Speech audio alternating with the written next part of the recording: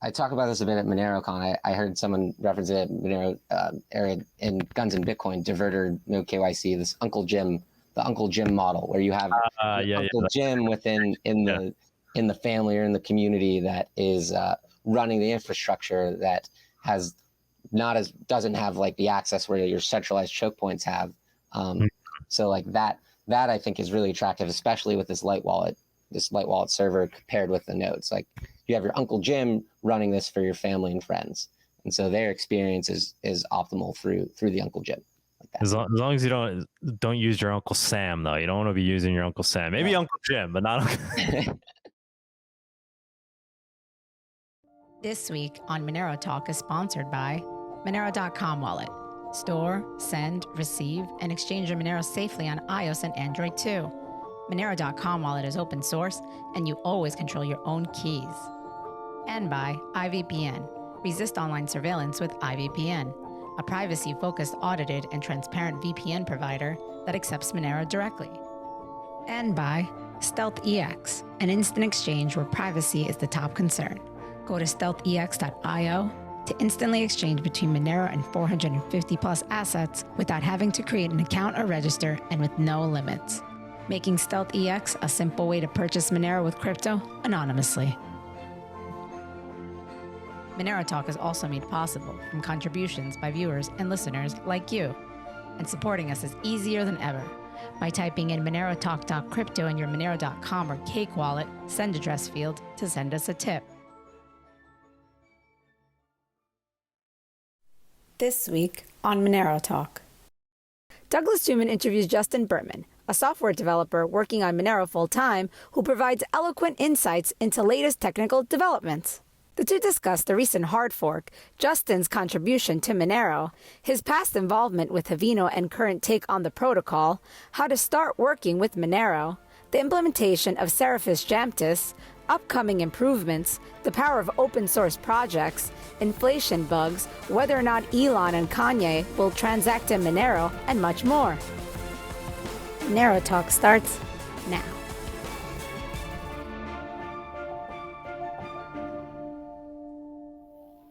All right, Justin, thanks for doing this. Of course, thanks for having me. Thanks for putting up with all the newfangled technology that we're using over here. appreciate your patience. No worries. This is our second time doing this out with the Monero Talks. It actually worked out pretty well last time. It's cool. So, I mean, because I never edit the interviews anyway. So it's like, and I used to do them live back in the day. So it's nice because we do the interview and then people get to ask a question or two in the spaces, and it just helps get the word out too by using Twitter. I'm ready. So how you doing, man? It's been a long time. I think last time I saw you was at Monerotopia, right? MoneroCon. So it was Monero. Yeah. Okay, you were there. But I've been good. Stuff's been going good. We had the hard fork since then, and things kind of a bit rocky a bit, and then kind of smoothened out. And I'd say we're chugging along now, moving towards Seraphis and Jamtis. Things are moving. Wait, what was the rockiness? I wasn't even aware. Well, there were some like versioning issues. I mean, it was like people who needed to update from that was probably the biggest thing, I'd say, around the time of the hard fork. People who didn't have their apps updated or their wallet updated, didn't know that they needed to update, and then had issues needing to sync. That was probably the biggest one. Oh, okay. Yeah, okay. I mean, nothing like chain wise, everything was smooth, but mostly getting people to update is the biggest thing. It's like turning a big ship, right? It's like I don't want to make the Titanic analogy, but it's like turning a large vessel, right? Definitely. I mean, because what happened was like we had Bulletproof Plus, and then the view tags. So what would happen is if your wallet hadn't updated yet, it wouldn't be able to scan this new transaction format. So that's where it would get stuck, and then that was kind of the biggest pain point, I'd say, people seem to be running into. Okay. But yeah, it's like any kind of change like that, it affects it. Like I mean, we put the word was out for months in advance of and what changes were on the way. But you know, it's like it's kind of a huge ecosystem. So you get these things percolate and issues spring up, and just kind of turn in a big ship. It's a good analogy. Your internet's getting a little spot. Hopefully we'll be okay. There was a little bit of breakup, but hopefully we'll, fingers crossed. I think before we proceed, you should introduce yourself. I obviously know who you are, but anybody who's hearing about Justin for the first time, how would you describe yourself in the Monero community? So I've been working on Monero full time. Through CCSs, kind of on and off, but have been pretty much still full-time since about July, August of last year. So this is like now a year and a few months now.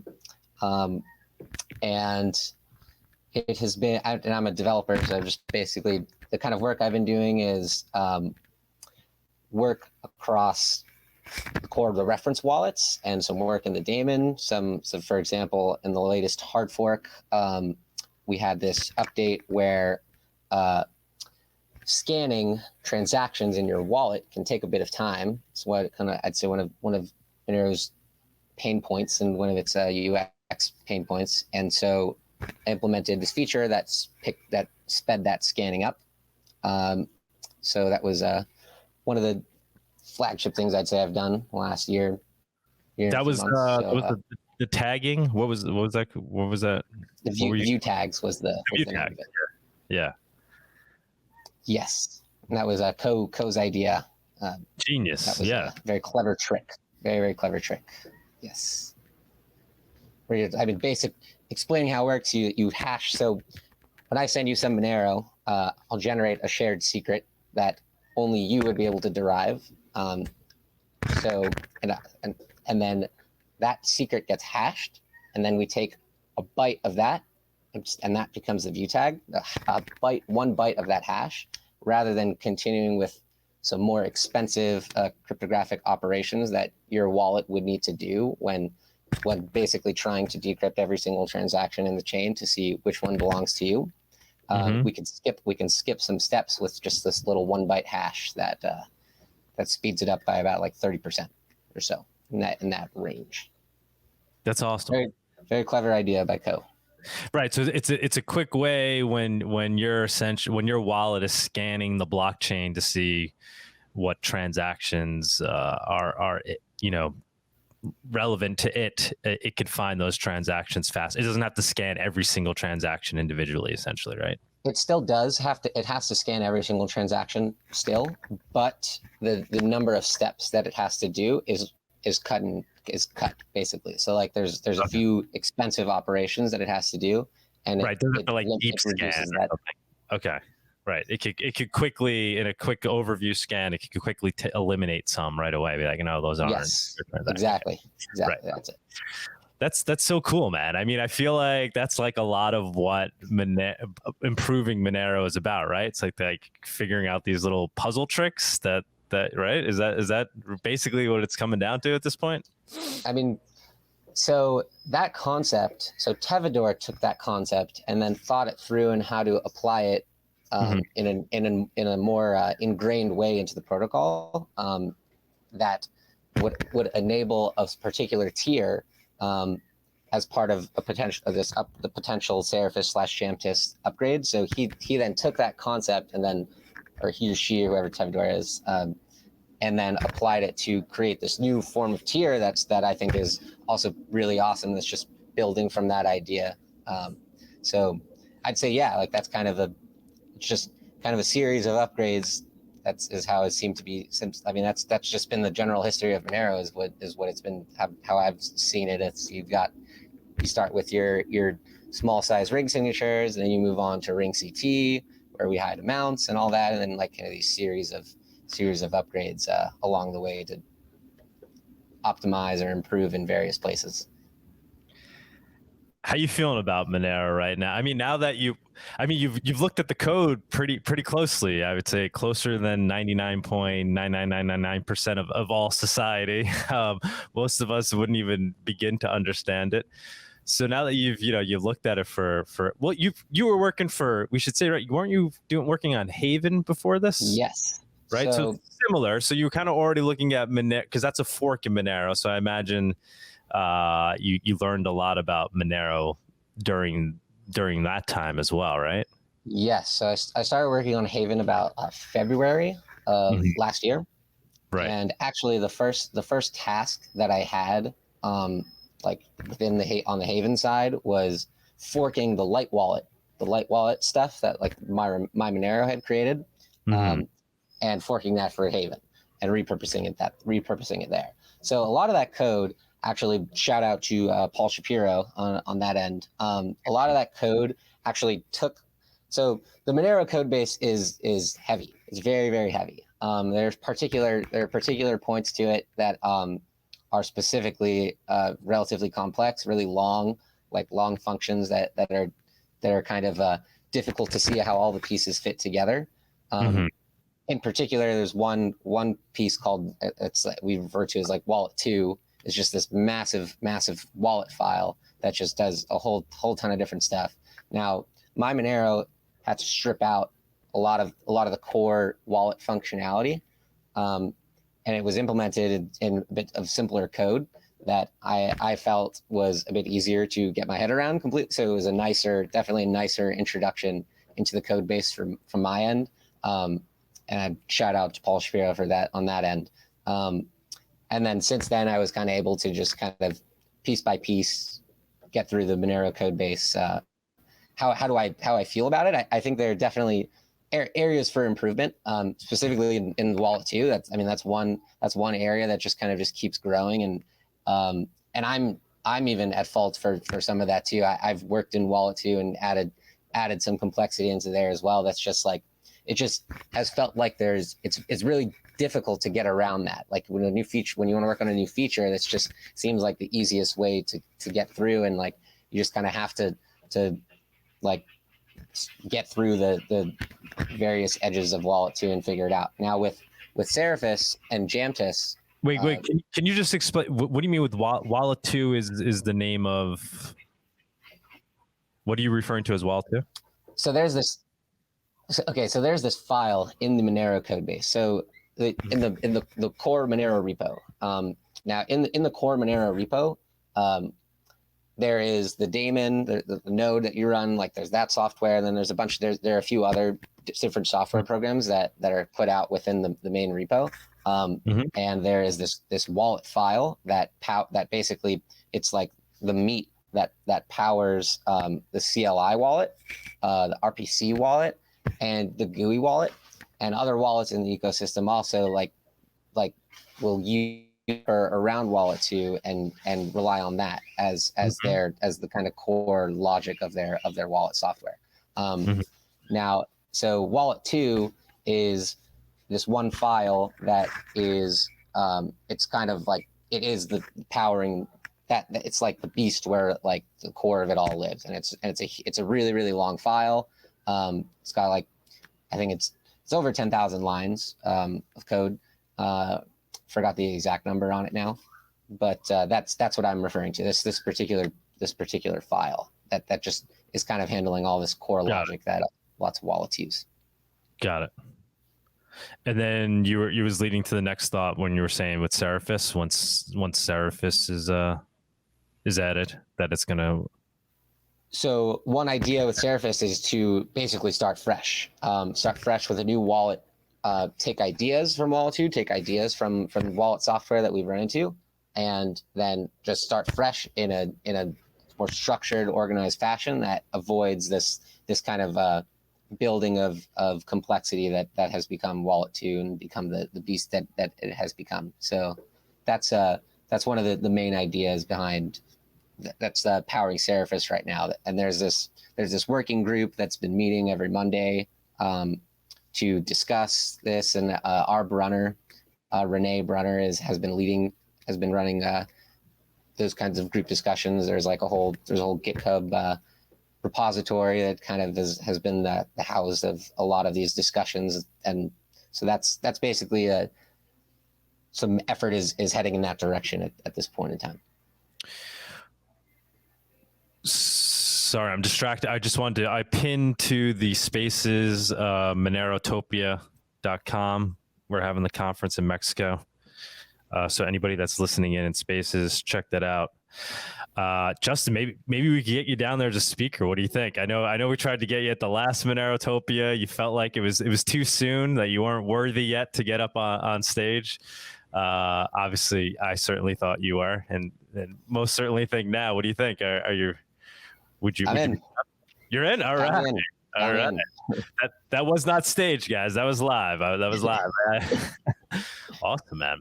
Yeah, no, I felt like I had more I needed to contribute before I could feel like I also didn't have a great topic to talk about. I felt like at the time, but at MoneroCon I gave that.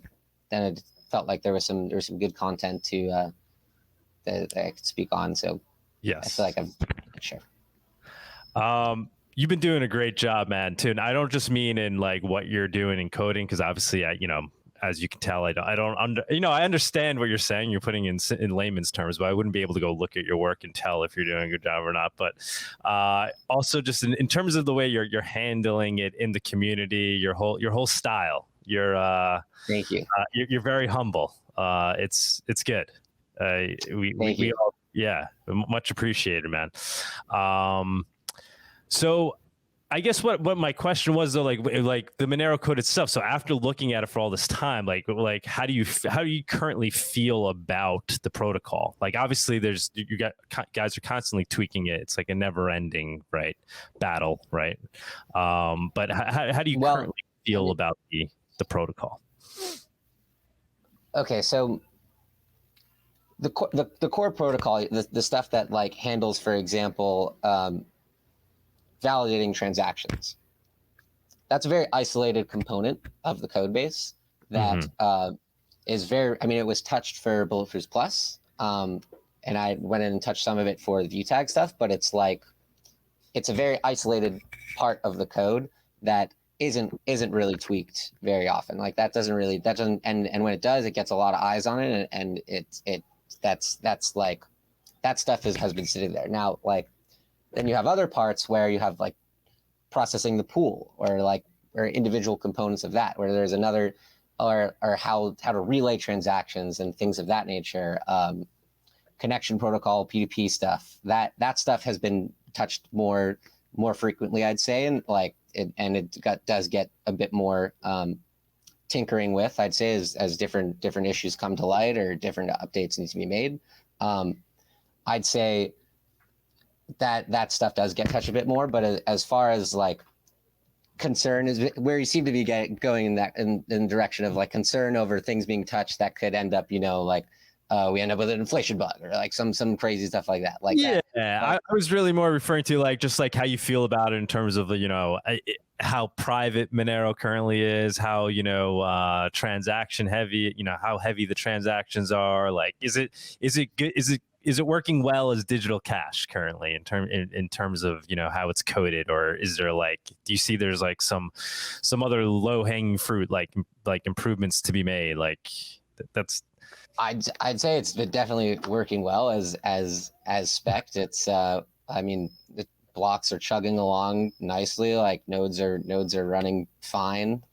Like there's maybe some hiccups around some stress, but like for example, around the time of the hard fork, there were a bit of hiccups that seemed to be the case of like slower responses, like things along of that.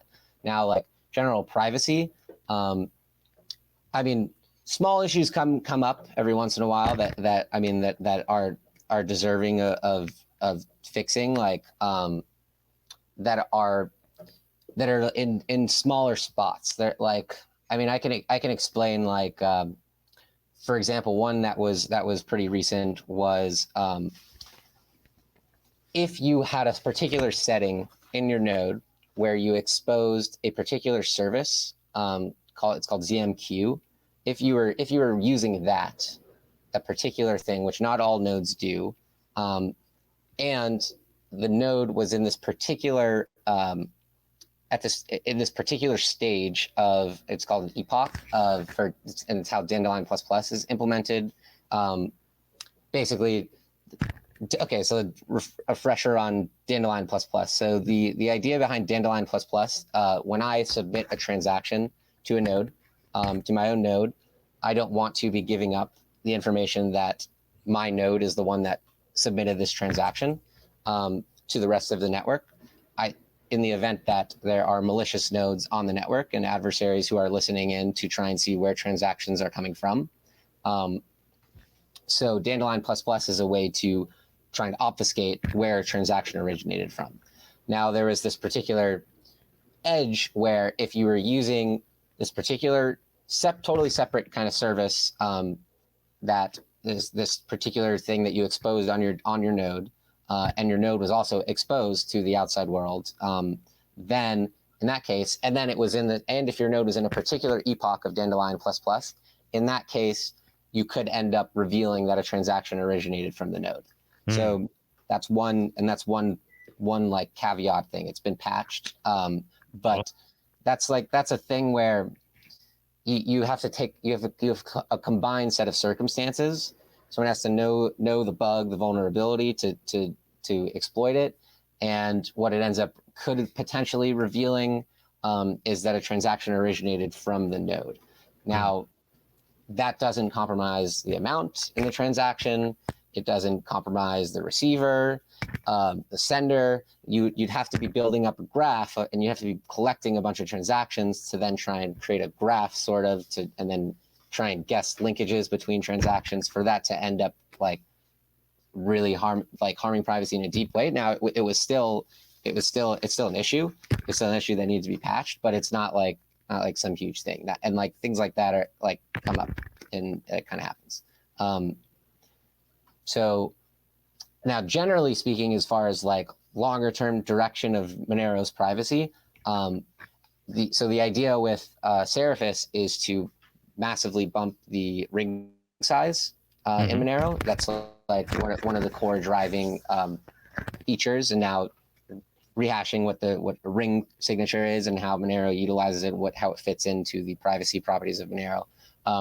If I send you some Monero, I'll be sending you some Monero I had received at some point in the past. So in order for me to make sure that I'm not showing you what Monero I'm spending, my transaction will have a ring signature that comprises 15 other fake, they're called Decoy outputs from other people's transactions from across the chain. And I'll create this ring signature that basically says mine could have been any one of these 16 outputs. And so you're not able to tell with certainty which output it was. Now, deep statistical analysis and like various edges could harm that privacy property still. Like, and it could, like, for example, there was a paper written back in 2017, 2018 by Moser that showed like a pretty significant weakness in ring signatures. That still and it was patched and fixed after that, but there are still like edges of where ring signatures can be imperfect at severing a link. For example, if the Breaking Monero series gets into these kind of edges and these niche circumstances that where the privacy is not ideal or not perfect. So, for example, in one circumstance where I withdraw Monero from an exchange where I'm KYC'd, I go and spend that Monero somewhere. That person who received it then goes back to the exchange and sends that Monero to the exchange. Then the exchange can sort of see this trail from that started from them to the endpoint, and there's still no certainty that that trail is the correct trail, but it's enough of a statistical push in the direction for them to have some more insight into the transaction. Now, so increasing the ring size, so the idea is to go from 16 up to some much larger number, potentially 128 or 256, to make that much more difficult to do. Now, the holy grail is a ring size essentially that comprises the entire chain of every single output that has ever been made, so that there is no tie back. Now, that's essentially what Zcash has now moved to, in a trustless way, where no one has to be trusted to ensure that that property is maintained, and the properties that it's supposed to exhibit. Zcash has moved to that, and like they've created some solid research surrounding trustless zk snarks, and so that's a direction that I hope that we put more thought and effort and resources into as well. And it's going on right now. Luke Parker, Kaya Benerv, is working on. He's working on that, pushing that forward as well on that research front. But more resources, more resources in that direction would be awesome. Oh wow! I know he's working on Sarai. I didn't know he's getting into the weeds with the protocol and taking steps with zk snarks. That's exciting. So and Seraphis kind of moves us in that direction a little bit too, only because my understanding it's more modular, so it might be easier than to like swap out that component, right? That's the idea. That is one of the chief ideas, where different components of constructing the transaction are separate from each other in such a way that you can then slot in this membership proof to take the place of rig signatures. And that's one of the ideas it would be nice to validate it as well and see it like in action with a snark or whatever, to show that and demonstrate that. That's one of the ideas. And so Kaya Benerv is investigating from that perspective as well. Have to fit in alongside there. Yeah, he'll be down in Mexico as well, so you guys can chat and figure out some things. Awesome. I think that's another positive component of these conferences, right? You get to like hang out with these guys that you're talking to online all the time about these like deep topics, right? That's where I met him. I met him at Monerotopia, actually. That was where he and I met. Awesome. So we chat often. Oh, beautiful. So how far out is, I know you hate these type of questions, but like how far out is a Seraphis implementation? Like when would we potentially see that live in Monero? So before I could even get to the spot of like to that place of I like we're ready to go, it's there. Like it still needs to undergo review and use audits and things like that. I'd say more feedback from more parties, I'd say is our required prerequisites before even getting to that point. But time wise, one number we threw out was like 2 years, maybe year and a half, 2 years. But we'll see. I mean, what's being shot for now is a test net, and that's a ways off. Maybe 6 months. Maybe that's those I'd say are the numbers. If I had to give dates and estimates. Okay. It's exciting that the ZK snark thing is being worked on at the same time in parallel, like, you know, trying to figure out how that might fit in there. That's exciting to hear. You mentioned when you were explaining things, ring signatures, the decoy selection. Wasn't that one of the first things you looked at was the decoy selection algorithm, and like didn't you make some improvement there or something? Yes. So I found that so Ian Myers, I think is how you pronounce his name. He was one of the cryptographers actually working on Zcash. He was one of the co-creators. He was in the Monero chats, and he was throwing out these charts that seemed pretty interesting. They had certain and what the charts were essentially showing what age decoys were being selected and what should have been selected, and pairing it against what should have been, and it looked like it might have been a little off. So, and what I mean by that is like, so when I construct a transaction, sending you some Monero, and so what my wallet will do is it will, like I said earlier, it'll grab other people's outputs from across the blockchain as decoys. Now, let's say my wallet randomly selected from across the entire blockchain, like for the past 8 years, and it just picks any at random. there's a heuristic that could essentially be used that the Moser paper that I talked about earlier highlighted, where you could guess that the earliest spend is the most likely spent. And using that heuristic, you can kind of you can put more pieces of the puzzle together to try and narrow down on when form the link from what was spent. Now, what I found, okay, so basically what they've showed in the Moser paper was that ideally, to avoid, instead of randomly picking from across the entire blockchain, what the algorithm should do is observe how quickly people do spend, how, like in practice, when somebody receives Monero, how quickly do they end up spending it, or when they receive Bitcoin, how quickly do they end up spending it? Take those insights and then apply it into the algorithm. Just try not to hit your mic. I know you. Sorry keep about that. moving your hands. I like that you're moving the hands because you're in there, but try not to, just because we hear every time you're brushing up against it. We don't miss your wisdom. Sorry. Keep going.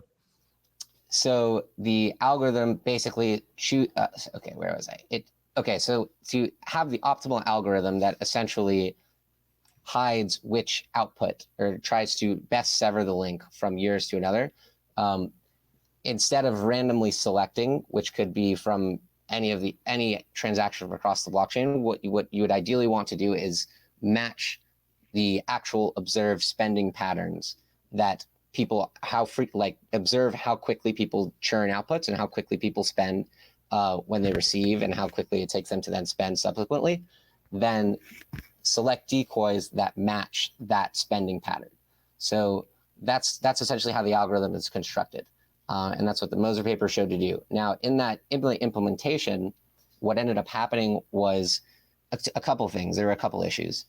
The first was that it was missing the very earliest outputs. So let's say you were to receive Monero and then you go to spend it 10 blocks later. The algorithm could, in some circumstances, miss and never select other decoys from that quickly. So if it never selects one from that decoy, from that quick of a block on chain, then you could then deduce that, okay, that output must have been spent. Now, different implementations did exist in the wild and have existed in the wild for how that algorithm does select. So does choose outputs. So the implementation that had the bug wasn't necessarily the only one out there, meaning that you couldn't necessarily deduce with certainty which output was spent because of that issue. Now, the second issue, but it's still a leak. It's still something that needed to be patched. It's still a pretty significant issue. The second was there was just a spot in the code where some division was being done, and that division essentially was truncating an integer. So like, let's say you had 10 divided by 4. What that should be 2.5. Integer truncation essentially rounds that down to 2. So 10 divided by 4 ends up at 2. Now, what would have happened if that got down to 0? That number that is calculated every single time the algorithm runs, if that truncation had led to falling down to 0 because of the truncation, then every single output would have been deducible. But that didn't happen. It was caught before. So how did you discover this? It was just like you were reading the code. So I was looking at Ian Myers' charts, and I was trying to, and it just looked weird. What he was seeing looked weird, and then what I then matched up with that also looked weird, of how it was selecting what it was choosing as the decoys, what the algorithm was running. So what I did was I ended up digging into each line of the code and then trying to see, okay, could this line be causing this weirdness? What is this? Where is this the source of the weirdness? Oh wow! And so that was essentially how I basically went line by line to try and assess, and then eventually ran into both of those things.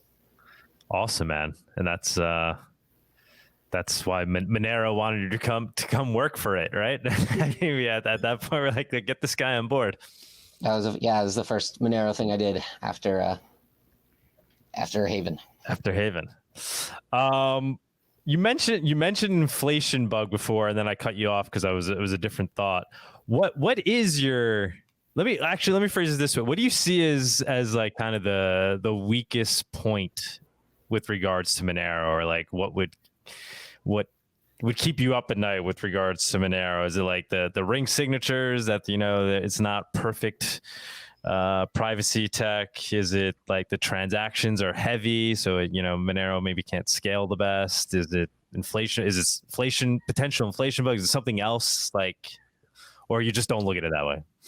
I mean, what keeps me up at night, it's not, I mean, these are facts of reality. Okay, so Monero is a form of money in its purest form. It's like it's hard money that no one can print more of, that when I spend it, it's the easiest thing to use in a way that's not giving up so much information about myself to other people and to the world. Now that's like a core and inherent property to money.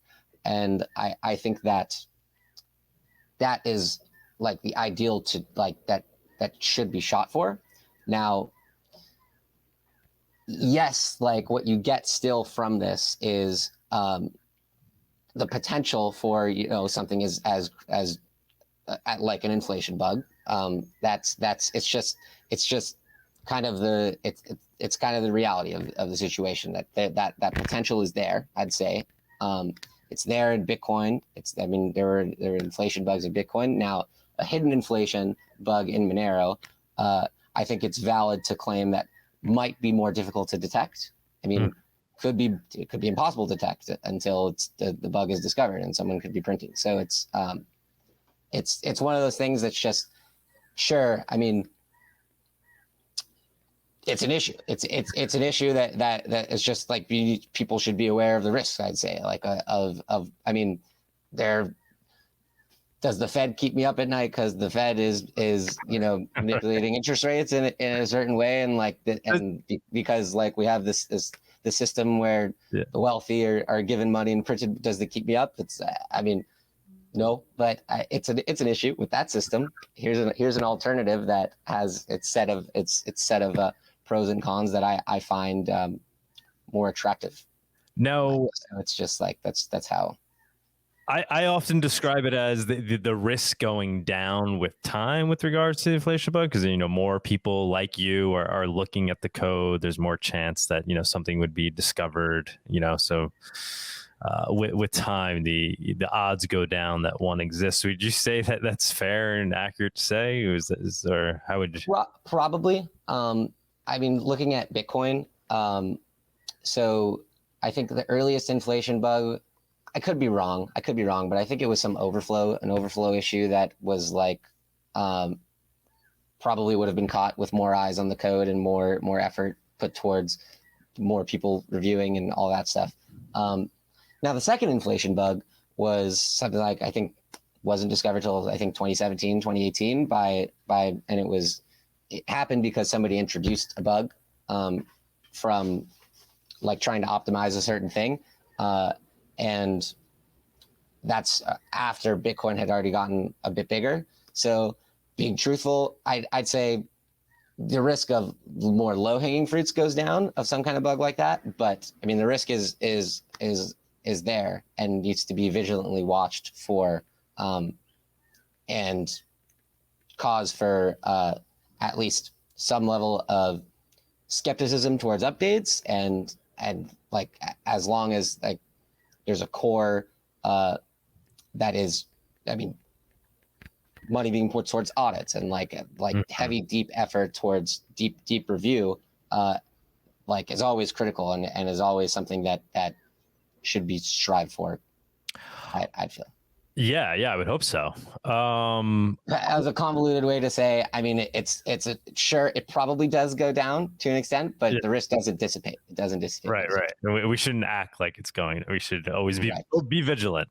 Always be vigilant. Is there a part of the code that you think maybe can use deeper audit? Is there anything that like sticks out there in your head as deeper audit? No. maybe P2P stuff, for DOS protection, things along those lines.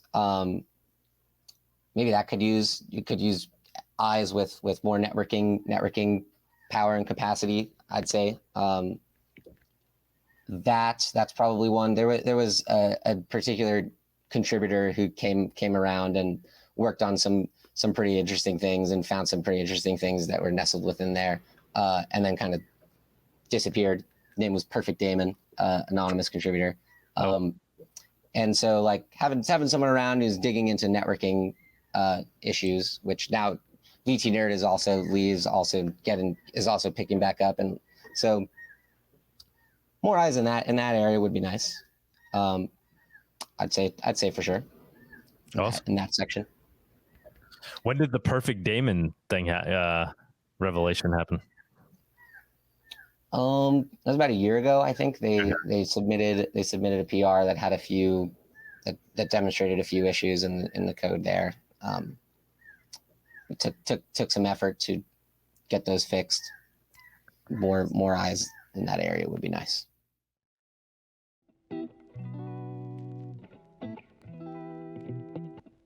Do you love coffee and Monero as much as we do? Consider making gratuitous.org your daily cup. Pay with Monero for premium fresh beans, and if you like what you taste, send a digital cash tip directly to the Guatemalan farmers that made it possible. Proceeds help us grow this channel, Gratuitous, and Monero.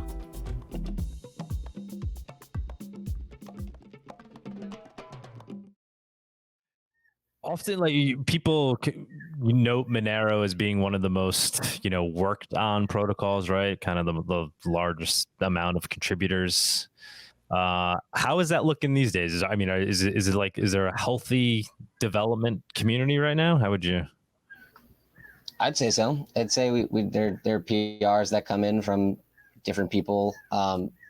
Actually, one of my first PRs I remember pretty vividly. There was a user, I'm a Myth, was his name on GitHub, and it was just like they just said something really pointed and nicely accurate, and gave a very good review, and noted that I could have done this like this, and it would have been a lot better. It was very interesting to see someone just randomly spring up like that, and people like spring up like that. Recently, there was someone who just started, who worked on the P2 pool inside the GUI. That was just someone that just came along and showed up and implemented that there. We have there's another contributor going through CCS who's creating a GUI for P2 pool and that. So I'd say yeah. I'd say it's definitely pretty healthy. There's a lot of activity, and yeah, answer would be yes. The power of open source, so cool, man. That like random people just show up, contribute, throw their time and energy in, just out of a passion, right, for the tech. Yes, I'd say. I mean, it does still happen though, where like pretty important PRs can end up sitting because.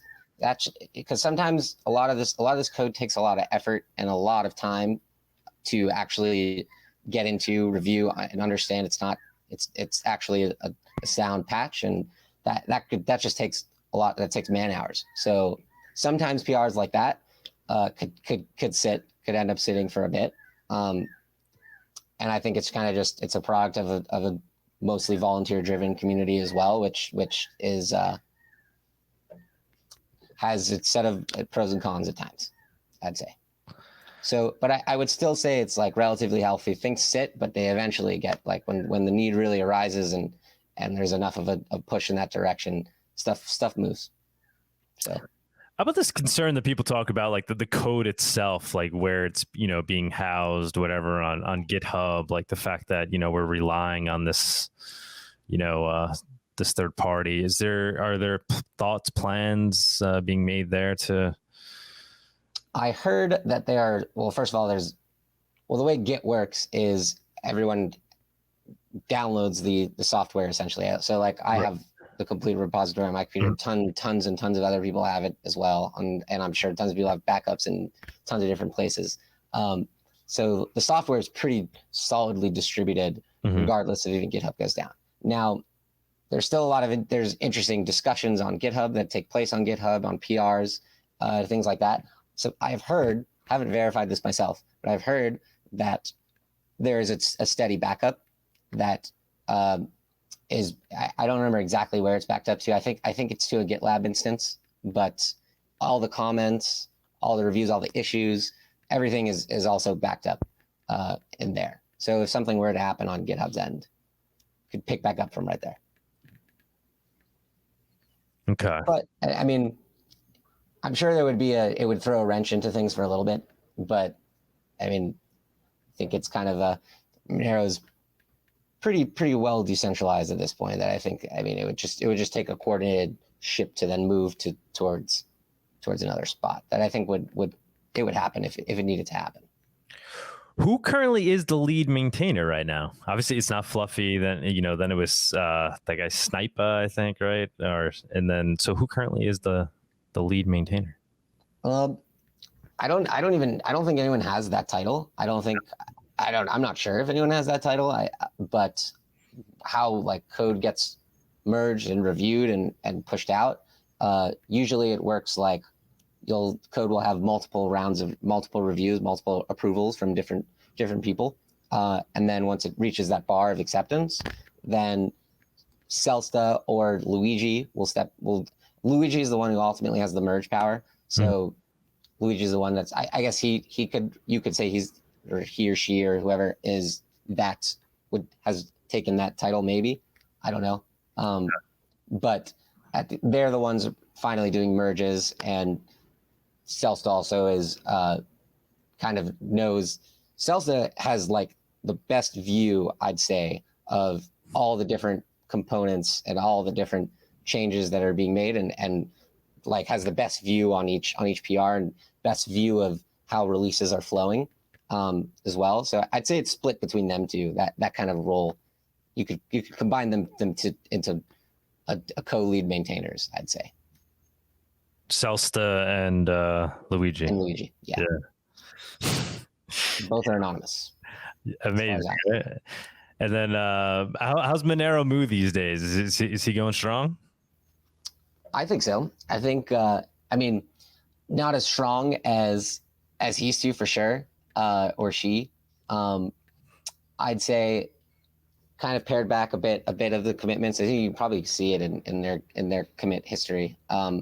So it's not as, I mean, Monero Moo was an absolute beast. You could see in the commit history, it's like bam, bam, bam of like steady stream of just constant like pushing out, and that has slowed down, but still involved, and like still has been very helpful to me and certain things where I wasn't sure if I should do X, Y, or Z, or like touch this certain part, or like what would be the best route of this, and gives really good advice and towards a better direction of how to implement something, is always there to answer questions, and so involved in that way. Still very active in the dev channels and things like that. Awesome. Whoever that person is, thank you, Monero Moo. Right. This one always annoys, I feel like, whenever the 20 minute lock time. Is there any potential solutions being talked about there, or how's that currently being viewed? I'd say the most promising of any that seemed like that probably seemed the without having any impact on privacy. Okay, so we'll get into why it exists, what it's protecting, and what it is. So basically, when someone sends Monero, that Monero can't be spent until it's confirmed 10 blocks deep, and that's because if someone were to reference it as a decoy in their other transaction, and you build up this chain of references, if your transaction references another transaction, pulls in a decoy from another transaction that is then reorged out of the chain, and I mean, getting into the concept of a reorg might get a bit deep here, but if essentially that transaction is erased, then it messes up your transaction and you had no control over that. So the idea is to protect against this reorg. And it's not necessary in something like Bitcoin, because you don't have decoy output, so you're not referencing other people's transactions in the chain, which could be reorged out. So Monero implements this feature to provide protection, reorg protection there. So basically, I don't see a way to fully get around. I haven't seen a really good proposal. There are some things that have been thrown out and some ideas that would have an impact on privacy and fungibility or fungibility in Monero. So those concepts, I think, haven't seen much support at all. The one idea that seems kind of pretty promising and people are starting to use as well is every time if I send some Monero, you can send yourself, you can split up the outputs in the transaction. So like, let's say someone sends you some Monero. In the future, you want to be able to quickly spend that Monero, even like in pieces. So like someone sends you one Monero, you can split that up into smaller bills, basically. And so you'll have multiple bills that you can spend from in the future. That idea is being used more. So basically, if you receive some in the future, it doesn't get rid of the 10 block lock. I still don't see something that gets rid of that completely, but it could reduce the UX pain so that you don't have to spend that whole Monero the next time if you're spending a smaller amount. You could spend some of them and then still have the rest of them all left over sitting there ready to spend. Now, there are still some privacy issues and concerns with it if it were just implemented today exactly as is. But this general direction, this general idea of multiple outputs in a transaction, that seems to be one, I think it seems to be the most promising potential solution for it at this point. Or maybe a layer 2 type solution. Maybe. But that's probably that. That's a whole other yeah, whole nother. We could get to that maybe in the comments after in the Q&A. I've noticed though, like for me personally, I mean, this is anecdotal, that Monero becomes more usable the more I use it. So like I never run into that problem because I have a bunch of transactions, right? I'm always like receiving Monero, sending Monero.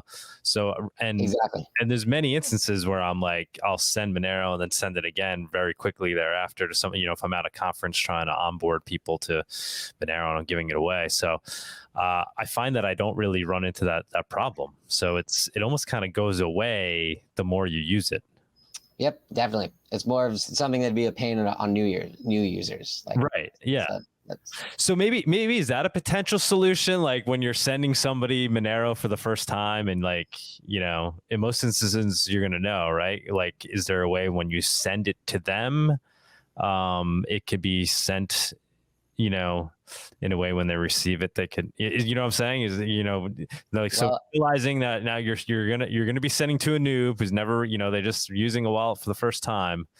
Is there something that can be done in that instance? Is it? Well, okay, and you want to actually definitely send the Monero like through a transaction.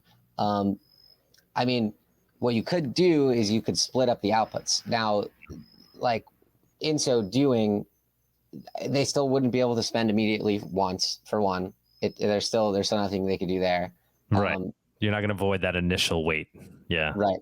And two, the second thing is, I personally wouldn't even recommend it. I wouldn't recommend doing this splitting output technique because it could hurt your privacy if you're not careful, and it's not really possible to be careful especially for a new user in certain circumstances. So in that particular circumstance, you could be hurting their privacy a bit if you split up the outputs so that they don't get stuck having to wait for all of their money to then spend quickly. So I'd say probably the best thing you could do is I've seen this idea of a gift card, where you give somebody a gift card as their introduction to Monero, and it shows them what to do to get a wallet, and then they could it was Crypto Grampy who came up with this. But I remember he had this idea, so you could like scan it from within the wallet, yes, and it instantly just loads right there.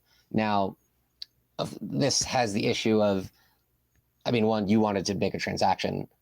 There's no transaction involved in that step. So they're not like perfectly using Monero. Second issue is that you have the seed. You knew the seed. I've tried doing that on my own. Yeah, it's just there's no way, because you're trusting that. Yeah, there's still trust involved. The card that you didn't personally, or somebody else didn't somehow grab it beforehand, right? Right. Yeah. So like, there's these kind of prickly issues, and it's just, I think it just kind of is what it. I mean, it's a new user. It's a brand new user, so they don't have to spend immediately right then. Right. I mean, yeah, it's tough. It's tough. Maybe in the future, when that idea is further progressed and pushed along, of the splitting the output feature to be done in a safer way, which Tevador also came up with a potential idea to make that safer. Maybe if that progresses further, it could be improved upon. I think there's a potential route there, but for now, I don't see anything that's a perfect solution to that. Right. And there's no real, in Seraphis, there's no like hope that that's going to help bring about the solution either, right? No. Right. No. Damn it. Unfortunate. Unfortunate. You're going to figure it out. One day it's just going to hit you. You're like, holy shit, why did we? We'll see. Bad.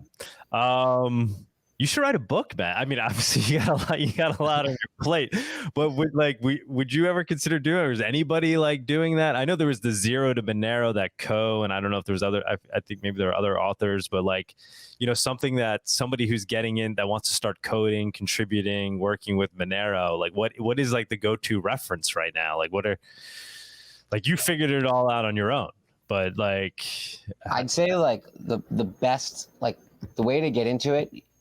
Okay, contributor guidelines and things like that.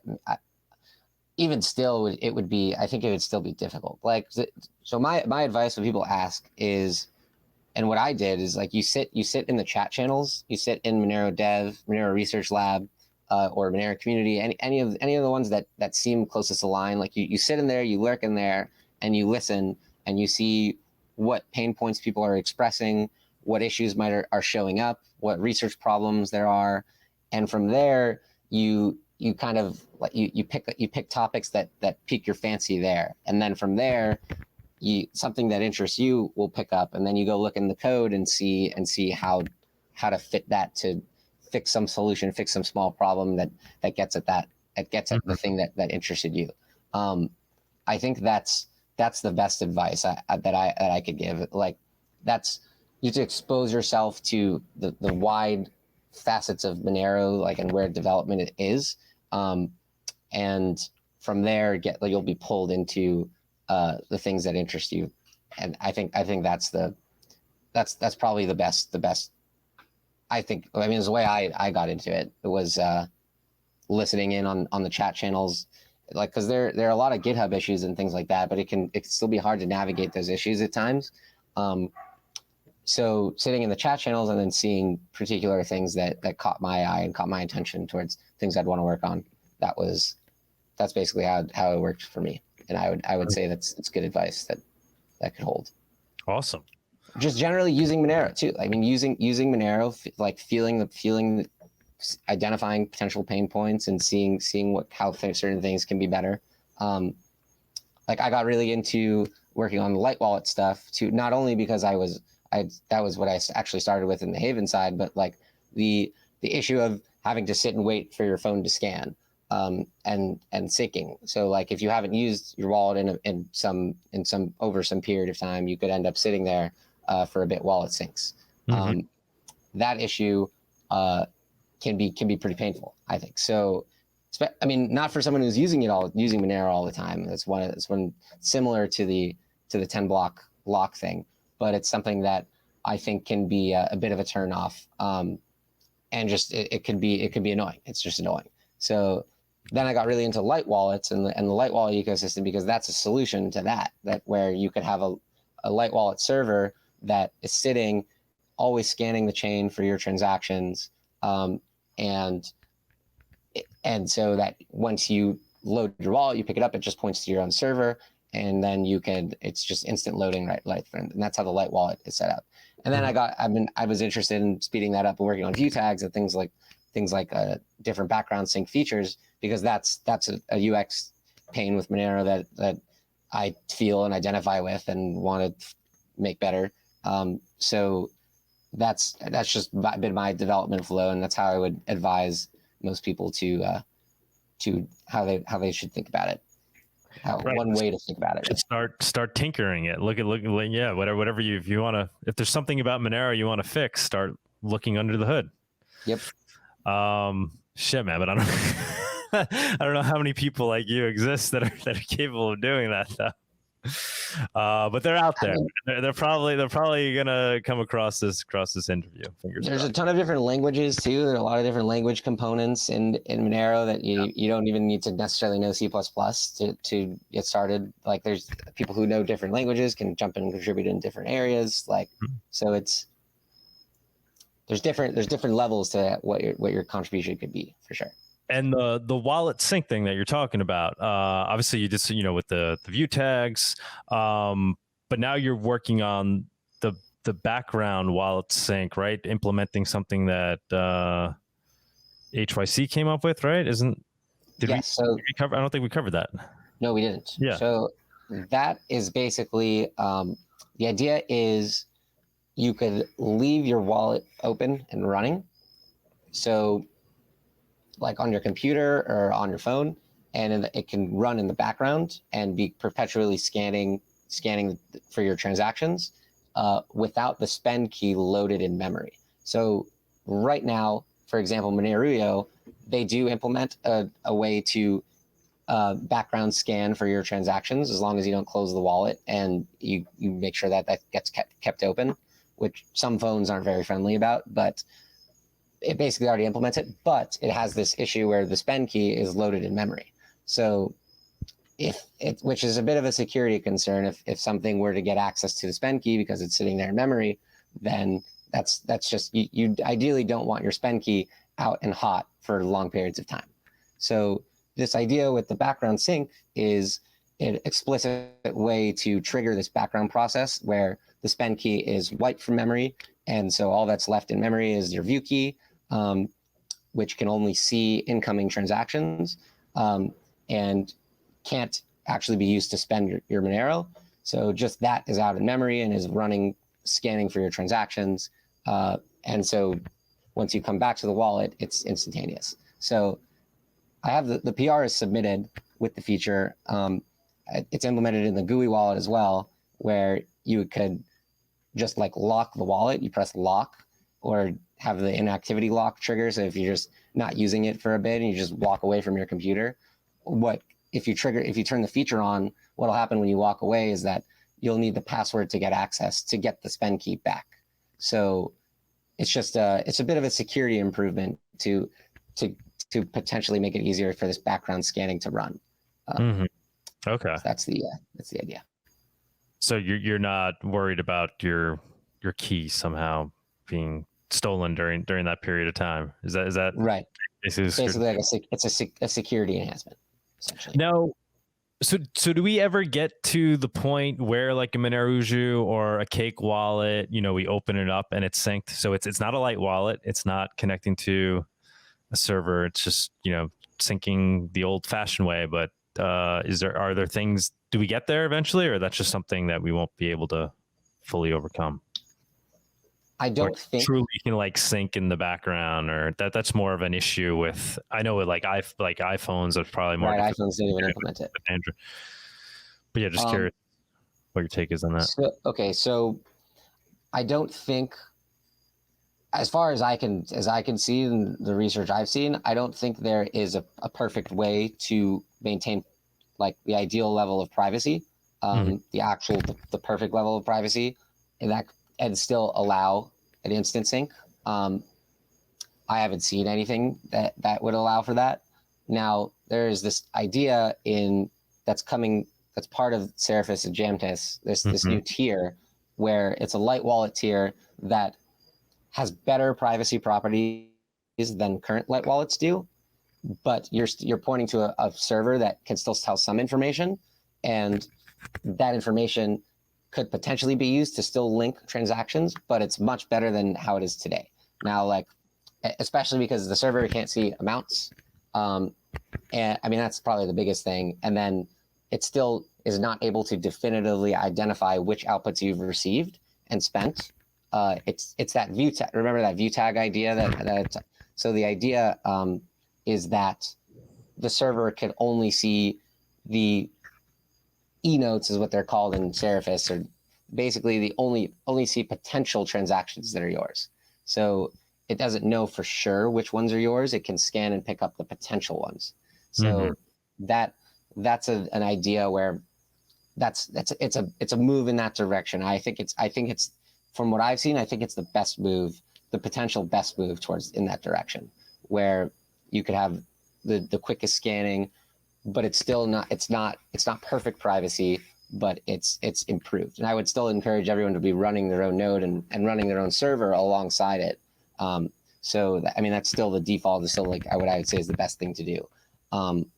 But as far as like the normal flow of what you expect today, of like an instantaneous wallet load just pointing to some node somewhere, a remote node, which even still is today not the ideal, a great privacy thing to be doing. You should be running your own. Everyone should be running their own node.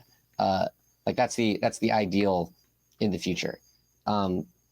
I'd say, and the ideal to continue to strive for, to continue to make easier for normal people to be running their own. So basically, to answer your question, yes, with some caveats. With those caveats. These devs, they always have caveats. Yeah, that's exciting. So you're basically saying with Seraphis we'll have better light wallets. So we won't be using the traditional view key that shows all your transactions to the server. It will be this new view key, the Seraphis view key. Right. Yes. Find. Okay. I think the latest name for it is a find received key. Okay. But yeah, the general idea is that it can only tell potential transactions that belong to you. And then your wallet loads them, and it's an instant loading process of your wallet's ready to go. Now, I especially like it because I also would want to run it for. I mean, I'm sure I'm a bit more technically inclined, but like running a node is something that like people who are interested in Monero like can figure out how to do. It's like it's not an impossible task. Like the evangelists, I'd say, of like the people who are like going and telling people who are super interested in Monero, like obviously in my family, I'm the one, and among my friends and family, like I'm the one who cares about it the most. Like, so it's like, and like, so I could be running this server and this node for the people around me in my circle. It's like you could, I think that model is a bit more scalable to like getting people running their own infrastructure where you have, and I talk about this a bit at MoneroCon. I heard someone reference it at Monero area in Guns and Bitcoin, diverter, no KYC, the Uncle Jim model, where you have Uncle Jim within the family or in the community that is running the infrastructure that doesn't have like the access where your centralized choke points have. So like that I think is really attractive, especially with this light wallet server paired with the nodes. Like you have your Uncle Jim running this for your family and friends, and so their experience is optimal through the Uncle Jim. Like that. As long as you don't use your Uncle Sam, though. You don't want to be using your Uncle Sam. Maybe Uncle Jim, but not Uncle. Nope. Justin, man, this is awesome. Like I wish you could create the time to write a book. Honestly, like I think it'd be amazing, because I think you've obviously don't only understand this very well, but you explain it very well to people like us that aren't as technically savvy. So I'm very grateful for the existing Zero to Monero and Mastering Monero. Both of those were helpful at my different stages of getting up to speed in Monero, for sure. And I've heard of a second one could be coming out too, another Mastering Monero. So Sirhack has mentioned that in the past. Yes, I heard that.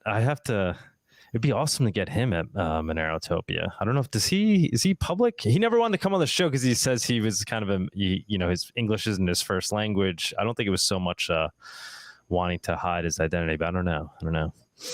Not sure.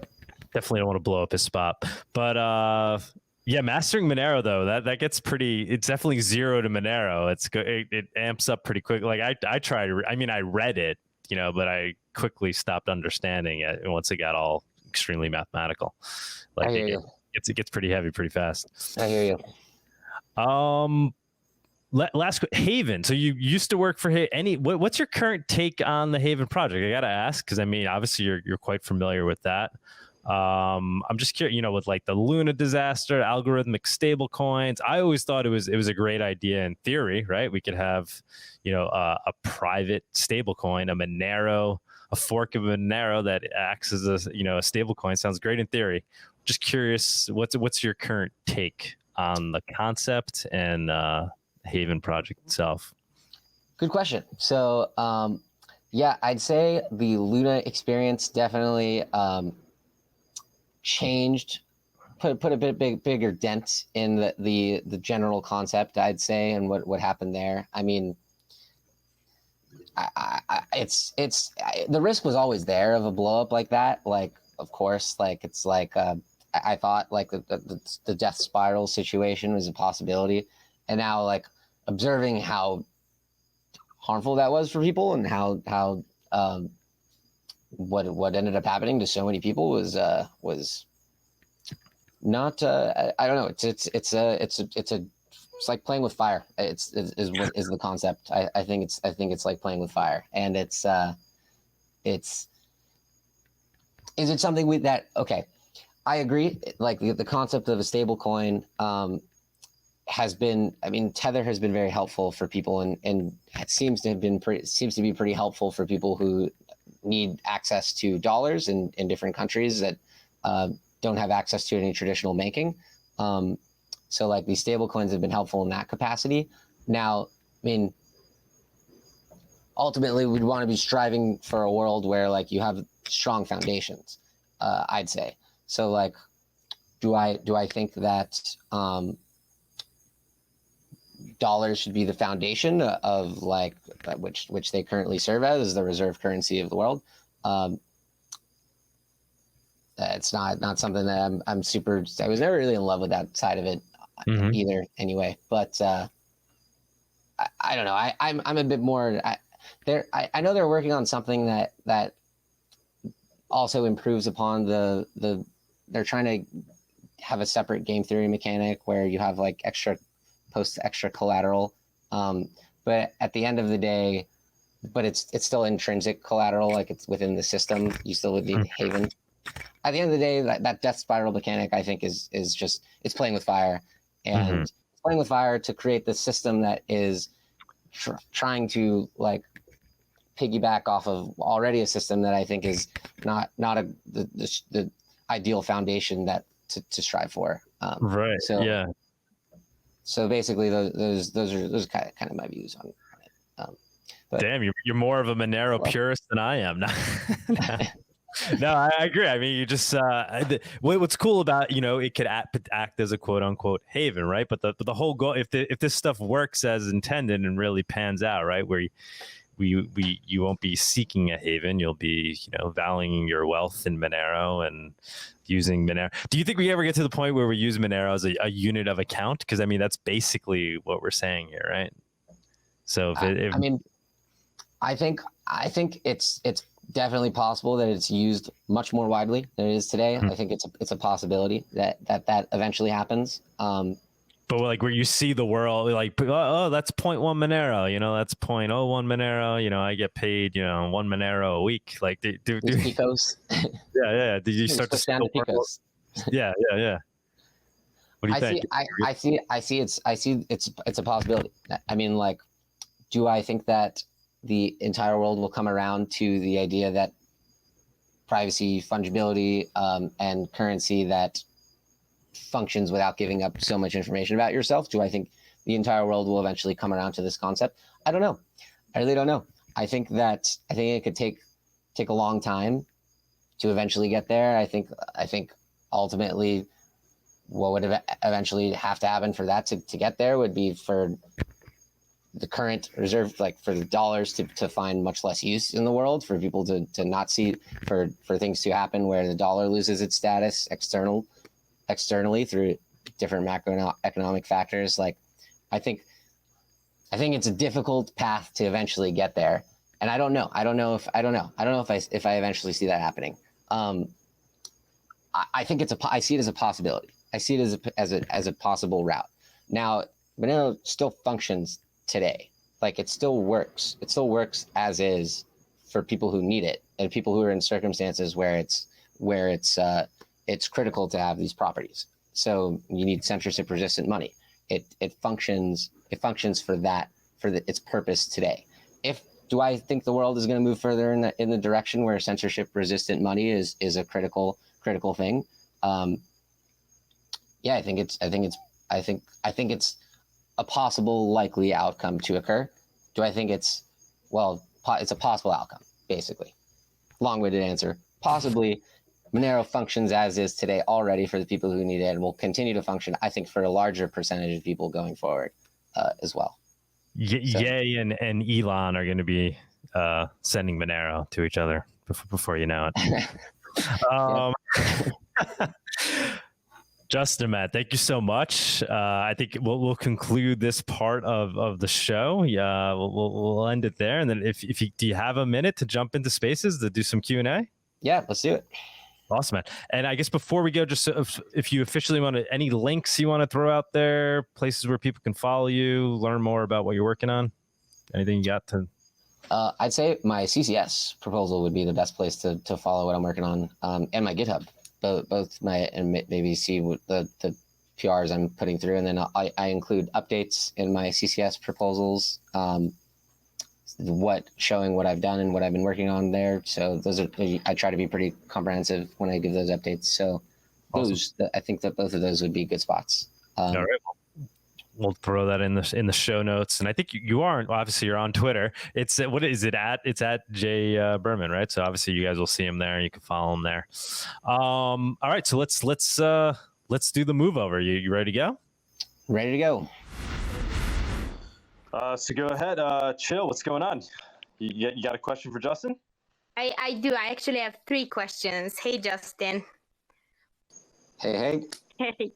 So the first question, in your personal diary, if you could think of any research that Monero could use that perhaps could be funded by Magic Monero grants, if you know, and anything related to what you guys are currently working on, that would be question number 1. I'm really obsessed with that documentation for the devs. I think it currently sucks, and the way you had to get into the development is, I would like a process that's more like Tori University, if you've seen it. So I was wondering if that would be something useful if someone kind of sorted that out. And the third question, who is in charge of the Monero GUI on desktop? Sure. Okay. So first question was a grant from Monero. Is the first question isolated to just Monero grants, or just like general what I would like to see funded, and if I had to pick one thing to see funded? Everything you would like to see funded, because it's hard for me to figure that out. You guys are working on it, so it's just so we can create grants, and then people, students and researchers can apply for it. So if anything on your wish list, then sure. That. Sure. Actually, I had a few things that I mentioned on one comment in Plowsoft CCS. Let me go pull it up. The first was an audit or a general technical review of Bulletproof++, which is another optimization on top of Bulletproof Plus.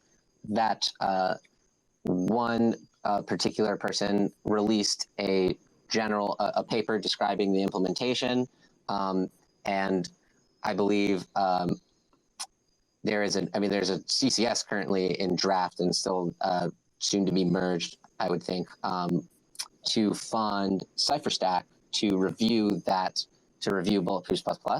So that's one of the things that I am looking forward to seeing further along for sure. There's also, I'd like to see more effort into and resources put into ZK snarks and trustless ZK snarks, and seeing and validating, verifying, and seeing actual an implemented proof of concept that we could potentially fit in trustless ZK snarks within the membership proof component of Seraphis. That's another one of the things I'm super, probably I'd say those two things are like probably the biggest I'd say right now. Things I'd be most interested in seeing resources put towards. And then my mic is good still, right? Yeah. Yeah, you're good. Sweet. Okay, then the second question, was that good? Was that a good answer? No, I took notes for that. Yeah, the second question would be the documentation. So I know there's all kinds of documents left and right, and I would like to have something that's like structured. So if like a new developer wants to contribute, then there's like a step-by-step document that would be instead of interesting. just like hang on. That would be. I think it would be interesting. Yeah, I mean, you kind of approach different developers, and they'll say different things within the Monero groups and things like that. It would be nice to have like a nice consolidated thing to point to and say, here's what you could do, and then potential steps and things that like helpful resources that, for example, like one of the things that was really helpful to me when I started developing was how to set up a Monero testnet on my machine, on my local machine, and point nodes at each other and play with Monero like that. There's just a really helpful guide out there. It'd be nice to have a consolidated source that just explains these. I agree that it would be nice to point to these helpful resources and links. Maybe I will think on it, and we'll throw something together. We'll see. Because definitely it's a question that comes up pretty often, so it would be nice to just point to something.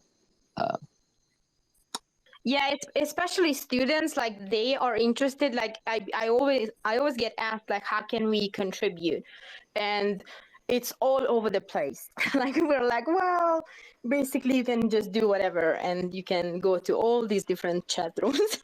And I want something that's more like, okay, here's how, and then they can just follow the documentation.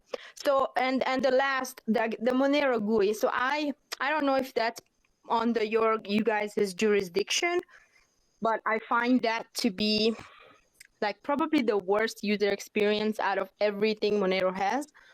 And I don't know if that falls under, or is there like, how could we improve that? This is a good question, especially because I am actually I'm at fault a bit for some recent issues in the GUI.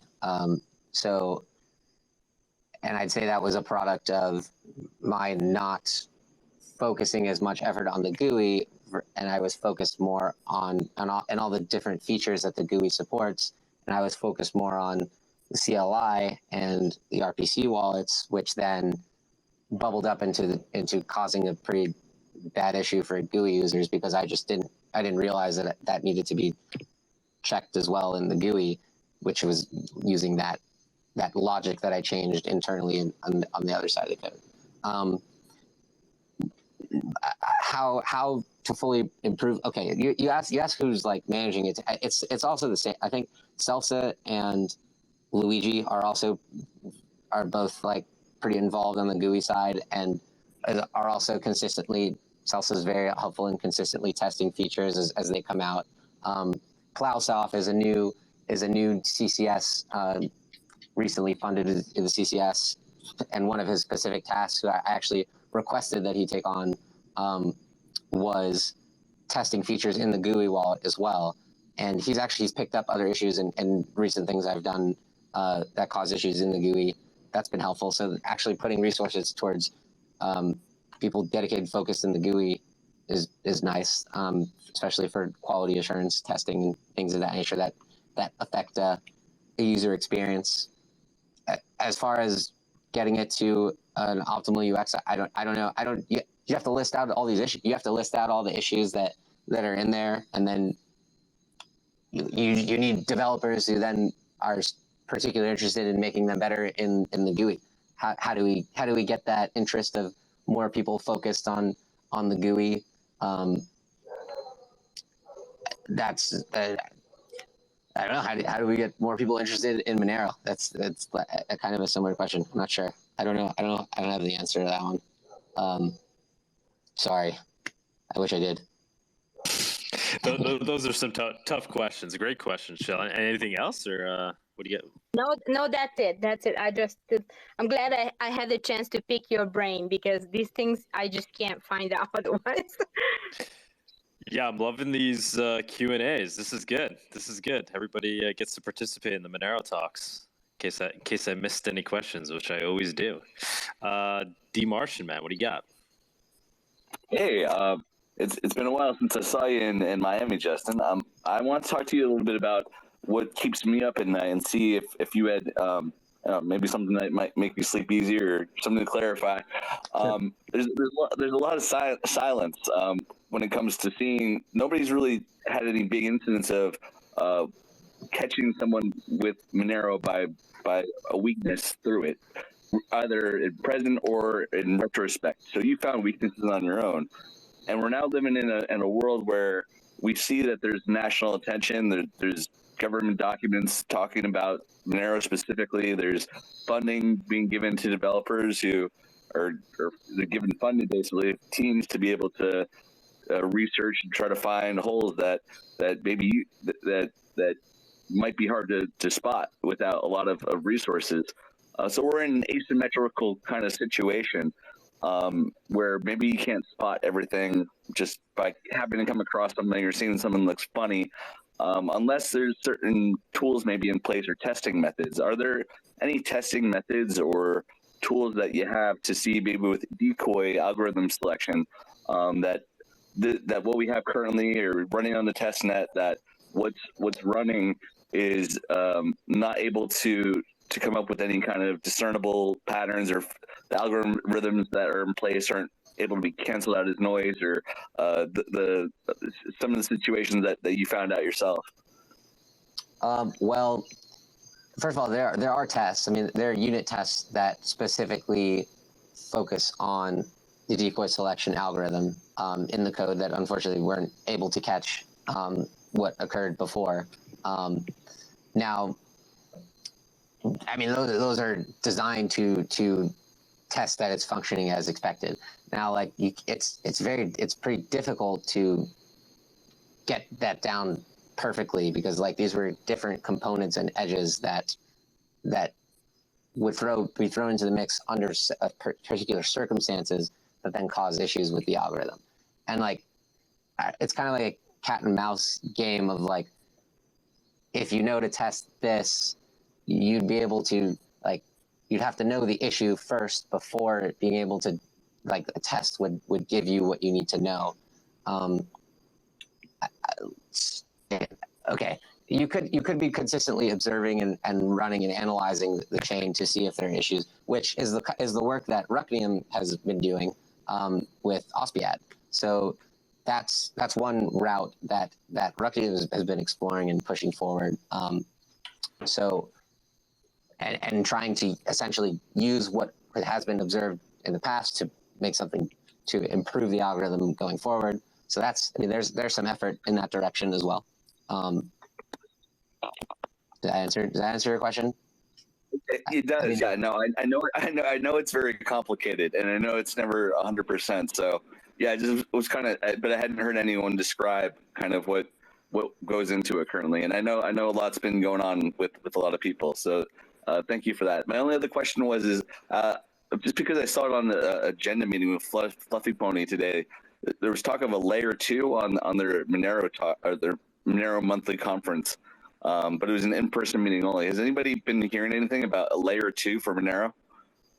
So there are a few papers I've seen, and the general concept of I think Paymo is like one of the biggest, a name that you could implement something today where it uses like a time lock, a hash-based time lock, or a puzzle, where essentially you have this mini slice of proof of work that someone has to do before the Monero can be unlocked. where they need to spend computational resources, and that's kind of the security of those layer 2 concepts hinge on that concept. But that, in my view, is not super robust, because then you have people who are better resourced, who have better access to better computational resources, who can then, trivially kind of break the security property of the system. Now, that's as I understand those directions of layer 2 and Monero. There was, in the past, Sarang and a few other researchers put out this concept of DL-SAG, I think is dual link signature aggregation, and that had some privacy edges. It had a particular privacy edge where if you received a DL-SAG output of Monero, or if you sent it to somebody else, the sender could tell when the receiver then spends that output. And I don't think they weren't able to find some way around that issue, which could then affect Monero's fungibility and privacy on users who don't realize that's what's happening. So that kind of that stopped in the water there. So I'd say there just kind of isn't, like today at this point in time, I don't know of focused layer 2 attention today. I'm not sure of it. Maybe like researchers kind of throw papers out explaining different ways to implement layer 2 stuff and don't really communicate with anyone from within the Monero community. It kind of just happens often. But I'm not aware of anything aside from those are kind of the main 2 pillars of layer 2 stuff that I'm familiar with. So. Okay, great. Thank you. Good questions, man. Anybody else? Anybody else want to jump up? Anybody raise your hand if you want to come up and ask a question? I saw, one of the comments was asking about, what is it called? Opsed? How are people pronouncing this? Opsed? Yes. Justin? Yeah. So is there anything else? Right. Ospiad. Is there anything else you could tell us about that? So Requiem has submitted their report, as far as I know, and it's being reviewed at the moment by Isthmus, and I don't know exactly how to pronounce that, and I think Arctic Mine. I'm pretty sure are the 2 still. That report is still being reviewed, and so that's under review as far as I know. Waiting on that.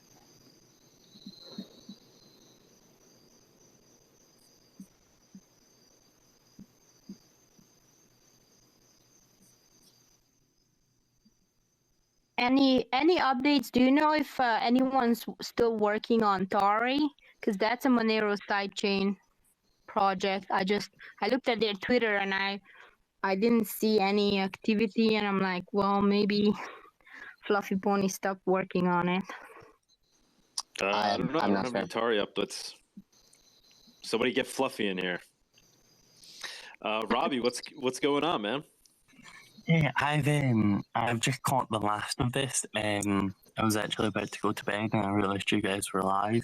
I've got a quick question for yourself, Justin. Again, if you've already covered this, I really do apologise. I'm just catching the last of it. How did you get into development yourself? Like, how did you? Obviously, there's a lot to learn when you get into cryptography, especially when you get into privacy coins like Monero. How did you what was your introduction to the space, and how did you get so knowledgeable and so skilled? Into like, how did I become a software developer that I could also work on something in Monero, or like what was my introduction to software in general, or like probably a bit of both, but more so think of where the timeline should start there. Yeah, how did you transition from software to Monero more so? Okay, sure. So, well, first I learned computer science in school. That was kind of that was helpful. I'd say it was things I learned in computer science in some of my classes come up and are helpful in my just general thinking about software and designing software. Now, I didn't do anything cryptography related in school. That was all. Anything I learned cryptography related was outside through my own research. So actually, when I first started to become more comfortable with working with anything cryptography related, I worked on a system with another person who had just left AWS, and that system is essentially a tool where it's a tool for developers where they can use the tool to create applications that are end-to-end encrypted. So all user data that's stored in the app is end-to-end encrypted, stored on a server. And so I learned my way around using different cryptographic primitives, what's necessary for what, like what should be thought about when making a system secure. And then went through an audit where I worked directly with, collaborated with the auditors towards improving the system, where potential pain point issues were that could arise, learned, understood. Like that was probably my most formative experience, getting some comfort with cryptographic software where I'm actually implementing stuff. And then the Monero side is just deeply reading and sitting with concepts for a long time, and having to bang my head against the wall to fully understand different concepts. And when I don't understand something, I'll go to like a Python script or something, and I'll try and lay it out as simply as I can to understand each of the different components, and then build up my knowledge from there. So I don't know. Did that help answer your question?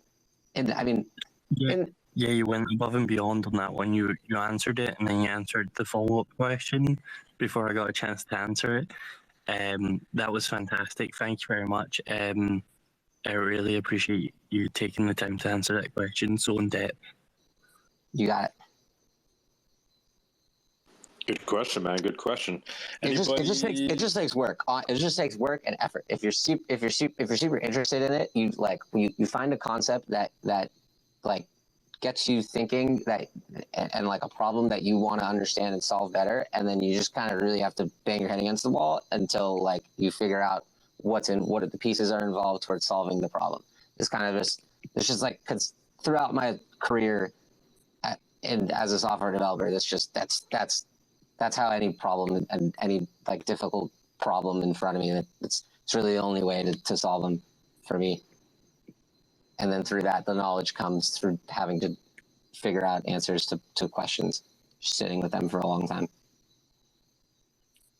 Yeah, man, that's awesome. I've just finished like a short course. That's like, in the first thing we did was cryptography in the course, which I didn't expect because it was network security, and it kind of captured my imagination, because obviously I'm crazy about Monero, and I didn't expect cryptography to come up like at all in the course. That's the reason I asked. I just think it's really, really cool. Thank you again. I also don't want to blow up my, I don't want to overpromise and oversell where my knowledge in cryptography even is. Like you have your cryptographers like Ko and Tevidor who they've built up this mathematical knowledge that I still don't, am like not at that point at all, but I'm more comfortable working with the code and understanding how the pieces interact with each other. So, and it's just from continued effort and learning and knowing what I don't know, and then like filling in the answers through just banging my head against the wall. That was it. That's pretty much it. All right, good stuff. Anybody else want to jump up? Well, we got Justin here.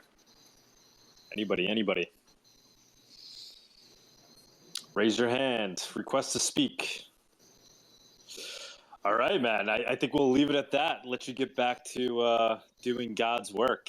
I feel like everybody's just trying to figure out, but how? How do you do it? I don't know. You got to be super smart like Justin and just obsess over this stuff. And proof of work. much. Greatly appreciate everything not you're that doing smart. for Monero, and hey, you're pretty good. Well, if you're not, then I mean, everybody should give it a go then. So see if you can do what Justin's done. Anybody who's listening for the first time, we do these shows every week. We do our Monero Talk show where we interview somebody in the space for an hour. Now we're doing them on Spaces, so you can jump up and ask your questions after the interview. And then we also have our weekly Monerotopia show. We do that on the weekends, 11 a.m. New York City time on Saturdays. And that's just a live show with the Monero community. And I put up in the top here the link to Monerotopia. We're throwing our conference, so I pinned that to the top. So anybody who's just discovering us, please check that out. Justin's going to be one of the speakers. He announced it today. That was great. And we got a couple of other heavy hitters already lined up, and I'm sure there'll be plenty more. So just want to take advantage of this and get the word out there. Justin, thanks again, man. Anything else you want to leave us with? I feel like there should be something, but I got nothing. Keep using Monero. Use it as often as you can. Good enough. I couldn't agree more. Use Monero, folks. Yep. As often as you can. Ciao. Thank you for joining us on this week's episode. We release new episodes every week. You can find and subscribe to our show on YouTube, Odyssey, iTunes, Spotify, Stitcher, or wherever you listen to podcasts. Go to monerotalk.live to subscribe for a full list of places where you can watch and listen. If you want to interact with us, guests, or other podcast listeners, you can follow us on Twitter. And please leave us a review on iTunes. It helps people find the show, and we are always happy to read them. So thanks so much, and we look forward to being back next week.